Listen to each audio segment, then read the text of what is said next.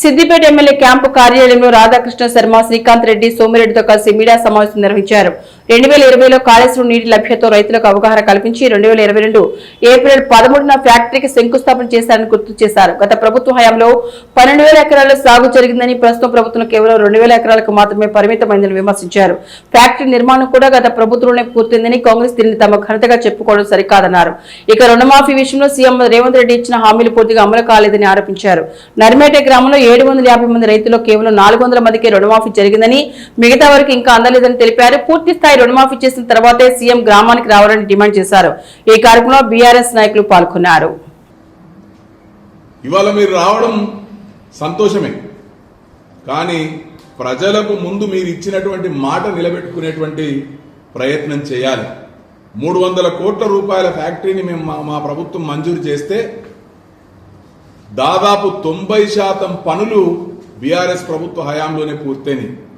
మిగిలిన 10% పనులను పూర్తి చేయడానికి 2.5 సంవత్సరాల కాలం గడిపినారు. మీరు ప్రజలను వంచేటువంటి ప్రయత్నం చేసిండ్రు, రైతులను వంచేటువంటి ప్రయత్నం చేసిండ్రు. ఈరోజు పనంతా 90% పని పూర్తయి 10% పనులు మిగిలి ఉంటే ఆ 10% 2 ఏళ్ల కాలంలో 2 ఏళ్ల తర్వాత చేసి ఇవాళ ప్రారంభోత్సవానికి కత్తెర పట్టుకొని వస్తుండ్రు. రేవంత్ రెడ్డి గారు నిజంగా అదృష్టవంతుడు. ఎందుకంటే గత ప్రభుత్వ హయాంలో మంజూరైనటువంటి పనులన్నీ పూర్తయితే ఆయన కత్తెర జేబులో పెట్టుకుని తిరిగేయడానికి ఒకటే ప్రయత్నంలో ఉన్నాడు ఆయన. ఎక్కడికి పోయినా ఎందుకు అదృష్టవంతుడు అంటున్నామంటే, ఆనాడు నిధులన్నీ మంజూరు చేసి పనులన్నీ పూర్తయ్యే దిశకు తీసుకొచ్చిన తర్వాత అనూఖ్యంగా కలలో నుంచి మేల్కొనేటప్పటికి ముఖ్యమంత్రి కుర్చీలో కూర్చున్నటువంటి రేవంత్ రెడ్డికి ఇవాళ ఏమైపోయింది, కత్తెర పట్టుకొని తిరిగే ఒకటే పనుంది. దీనికి రాష్ట్రంలో చాలా నిదర్శనాలు ఉన్నాయి. చాలా పనులు కేసీఆర్ గారి హయాంలో మంజూరైతే ఆ పనులన్నింటినీ కూడా ప్రారంభోత్సవాలు చేసేటువంటి అవకాశం రేవంత్ రెడ్డి గారికి వచ్చింది. కత్తెర ఎప్పుడు జేబుల్నే ఉంటుంది ఆయన.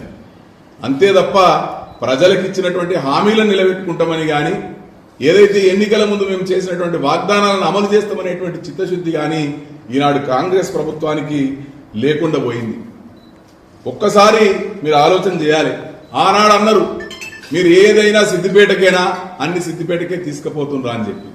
మీరు కుర్చీలో కూర్చోగానే ముఖ్యమంత్రి గారు సిద్దిపేటకు వచ్చినటువంటి వెటర్నరీ కళాశాలను కొడంగల్కు తరలించకపోయింది. సిద్దిపేటకు మంజూరైనటువంటి పనులన్నీ కూడా రద్దు చేసిండ్రు. ఈ రద్దు చేసినటువంటి పనులన్నింటినీ కూడా ఎప్పుడు ప్రారంభిస్తారో సిద్దిపేట ప్రజలకు సమాధానం చెప్పి సిద్దిపేట గడ్డ మీద అడుగు పెట్టాలని చెప్పి మేము డిమాండ్ చేస్తా ఉన్నాం.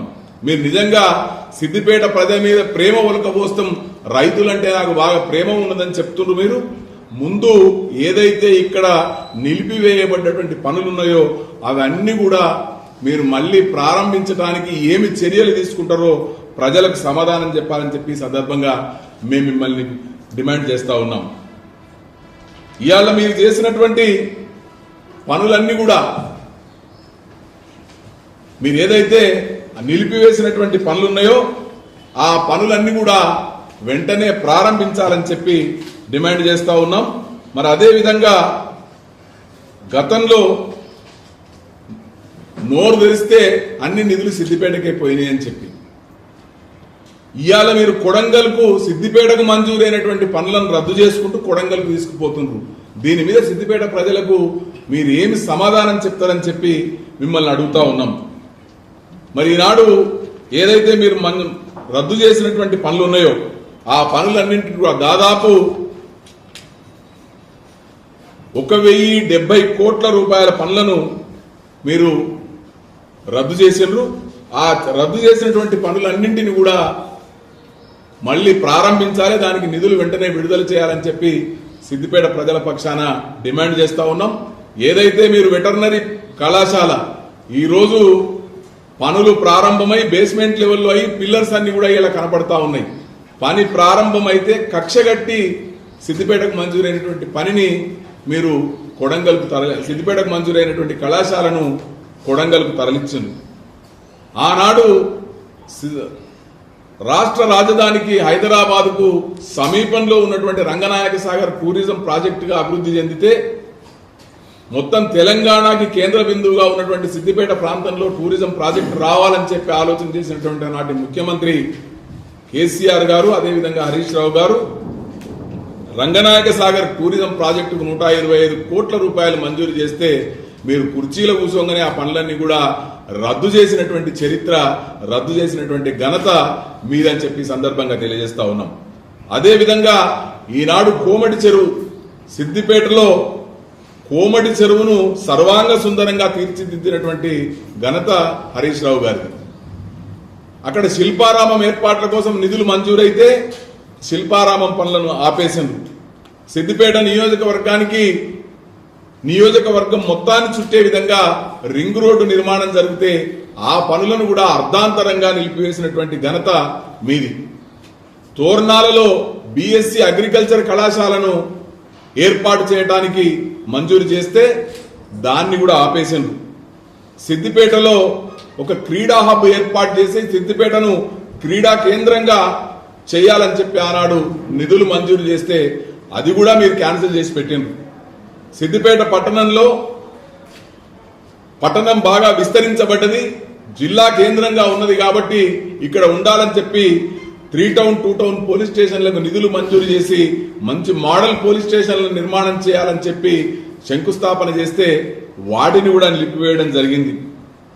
సిద్దిపేట నుంచి ఇల్లంతకుంటకు మంజూరైనటువంటి 4 లైన్ రోడ్డును గాని అదేవిధంగా సిద్దిపేట కిష్టాపూర్ రహదారిని గాని మీరు క్యాన్సిల్ చేసిండ్రు, పనులు ఆపేసిండ్రు. అదేవిధంగా సిద్దిపేటలో ఒక మంచి ఆడిటోరియం నిర్మాణానికి కూడా నిధులు మంజూరు చేస్తే దాన్ని ఆపేసిండ్రు.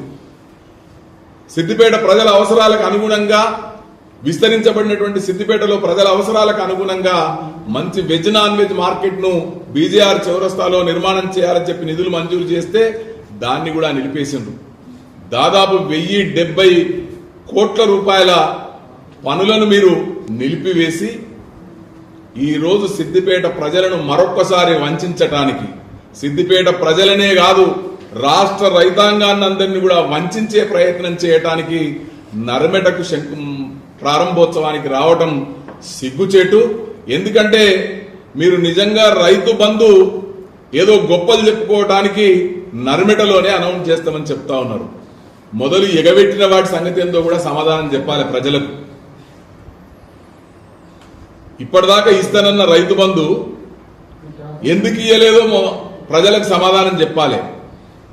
బీఆర్ఎస్ ప్రభుత్వ హయాంలో రైతులందరికీ ఏ విధంగా పంట ప్రారంభమయ్యే కాలంలో రైతులందరికీ ఏ విధంగా రైతు బంధు ఇచ్చిండ్రో మీరు కూడా అదే విధంగా రైతు బంధు ఇవ్వాలని చెప్పి డిమాండ్ చేస్తా ఉన్నాం.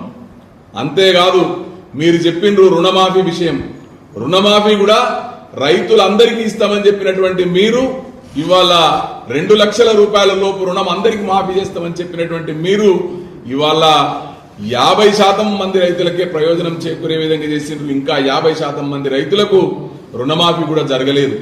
వీటన్నిటికి కూడా సమాధానం చెప్పాలని చెప్పి సిద్దిపేట జిల్లా ప్రజల పక్షాన మిమ్మల్ని డిమాండ్ చేస్తా ఉన్నాం.